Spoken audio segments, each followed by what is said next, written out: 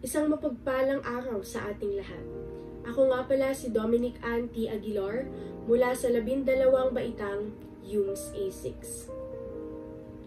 At ngayong araw, ibabahagi ko sa inyo ang mga datos at opinyon patungkol sa kalagayan ng ekonomiya ng bansang Pilipinas. Alam naman nating lahat kung ano ang ekonomiya.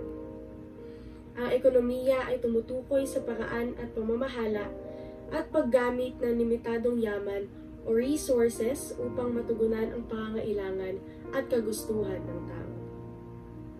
Ito rin ay sumasailalim kung mayroon bang naging pagbabago sa nakalipas na panahon patungo sa kasalukuyan na sitwasyon.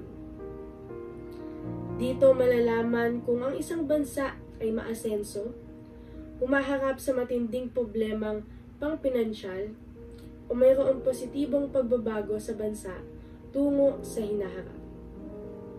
Sa madaling salita, ang ekonomiya ay tumutukoy sa pangkabuhayan ng ating bansa. Ngunit ang tanong ay anong mangyayari sa ating bansa kung ang ating ekonomiya ay hindi umaasenso? At ngayon, ipapahayag ko muna kung ano nga ba ang kalagayan ng ating ekonomiya. Gayon na rin ang buhay ng mga Pilipino sa panahon ng pandemya. Noong kasagsagan ng pandemya, malaking pagsubok ang kinaharap ng ating ekonomiya matapos na pahirapan nito ang sitwasyon nating mga Pilipino. Ngunit hindi lamang ang mga Pilipino ang pinahirap nito, kundi pati na rin ang mga pangkabuhayan at ekonomiya ng ating bansa. Ito pa nga ang naitala na pinakamalaking pagbagsak ng ekonomiya mula noong World War II. At ito ang naging dahilan kung bakit onti na lamang ang natutulungan at nasusuportahan ng ating gobyerno. Nabalita rin na bumaba ang ating GDP na nakita sa ating ekonomiya kumpara noong mga nakaraang taon. Isang pagkakamali na hindi agad na aksyonan ang mga posibilidad na ito noong panahon ng pandemya. Ayon din sa ating presidente ay hindi na rin maganda ang sitwasyon ng ekonomiya ng bansa, kaya dito natin makikita na hindi lamang tayo na mga mamamayang Pilipino ang nagdudusa, kundi pati na rin ang gobyerno. Ngunit, tama lang ba na maging ganito na lang ang ating kalagayan? Ngayon na nagpapatuloy pa rin ang pandemya? Dapat ba tayong mabahala dahil sa kadahilanang hindi lamang tayo ang nahihirapan? Base sa isang pag-aaral, nakikita ang unti-unting pagsila ng ekonomiya sa panahon ng pandemya sa bansang gumagamit ng malawakang testing, facing at isolation ng mga taong naaapektuhan nito. O sa madaling salita, ay binigyang aksyon agad ng ibang bansa ang pagkalat ng COVID-19. Dahil sa paniniwalang ang COVID-19 ay isang banta sa ating kalusugan. May mga bansa na rin na gumagamit ng stop-and-go approach na kung saan on and off ang pagla-lockdown. Ngunit nakakaranas pa rin sila ng kahirapan sa kanilang pamumuhay at maging sa pagdami ng cases ng COVID-19 sa ating bansa. Sabi pa sa isang tala na ang paghihirap na naranasan noon ay kadahilanan ng pagdepende ng ating bansa sa pag-lockdown, na imbes na gumagawa ng strategiya na makakatulong sa pagtuksa ng COVID-19. Ang paghihirap nga ba ng mga Pilipino ay dahil sa kakulangan ng pagsuporta ng ating gobyerno? Dahil sa pagkakaroon ng mahabang lockdown, tila nagsara na rin ang mga establishmento, tindahan, at gobyerno para sa kabutihan ng mga tao. Ngunit, hindi natin makakaila ang tulong na naibigay sa atin ng gobyerno tulad na lamang ng ayuda at 4Ps na nagtawid sa gutom ng maraming Pilipino sa ating bansa. Sapagkat, ang tulong ba na ito ay naging sapat sa mga pamilyang 3 beses kumakain sa isang araw. Kung kaya't ang mga Pilipino ngayon ay gumagawa na lamang ng kani-kaniyang diskarte upang matugunan ang pangangailangan ng bawat pamilya. Dahil kung sila ay aasa pa sa gobyerno, ay gutom lamang ang kanilang mararanasan. 25% ng total employment sa ating bansa ang nawala ng trabaho dahil sa pandemyang ito. At katumbas nito ang 2 bilyong piso sa pagkawala ng araw-araw na pakasana sa mga manggagawang Pilipino.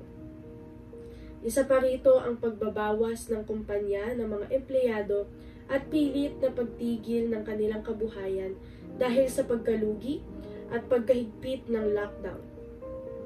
Kung kaya't ang mga Pilipinong kasama sa 25% na ito ay nakadadanas pa rin ng hirap at ang mga kani-kanilang pamilya sa loob ng 2 taon na pagkakakulong sa kanilang mga tahanan.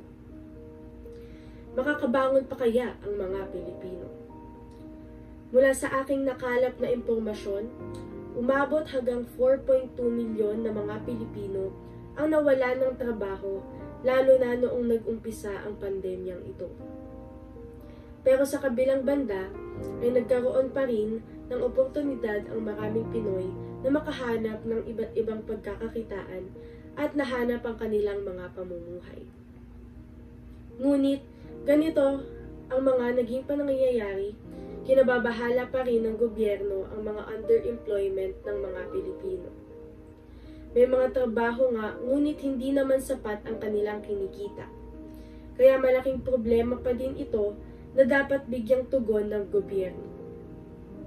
Mula naman sa tala ng ahensya ng ating gobyerno na kailangan ng maging bukas ang ating ekonomiya dahil sa posibilidad na magiging matagal pa din ang pagkawala ng virus na ito at dapat din nating harapin ang COVID at non-COVID challenges na ito.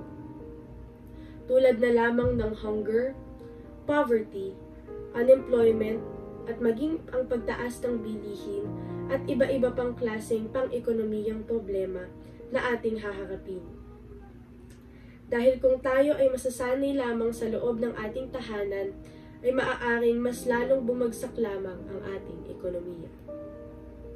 Ayon sa Bangko Sentral ng Pilipinas, ay sinisiguradong makakabangon ang Pilipinas itong taong 2023. Kung ako ang tatanungin, naniniwala akong hindi pa huli ang lahat para sa ating pag-unlad.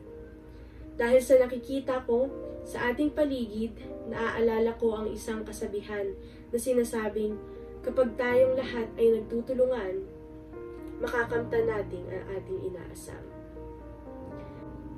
Ngayong taong ito ay makikita ang pagtutulungan at pagkakaisa ng kapwang Pilipino at ang pagsuporta sa atin ng gobyerno dahil sa tunay na kanilang agad na pagtulong at prioridad ng food supply para sa mga Pilipino.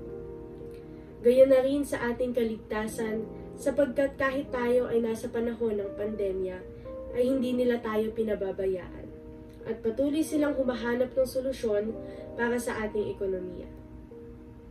Patuloy pa rin ang pagbibigay nila ng libreng bakuna at higit sa lahat ay ang kanilang pagbibigay ng pagkain sa atin sa pamamagitan ng barangay o community.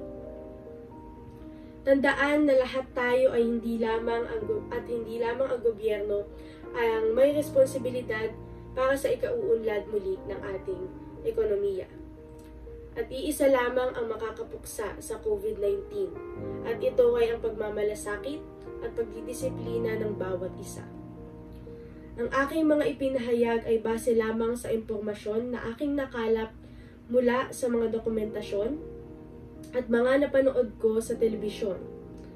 Umaasa ako na sana ay napunan ko ang inyong mga katanungan sa inyong isipan tungkol sa kung ano nga ba ang tunay na kalagayan ng ekonomiya sa panahon ng pandemya.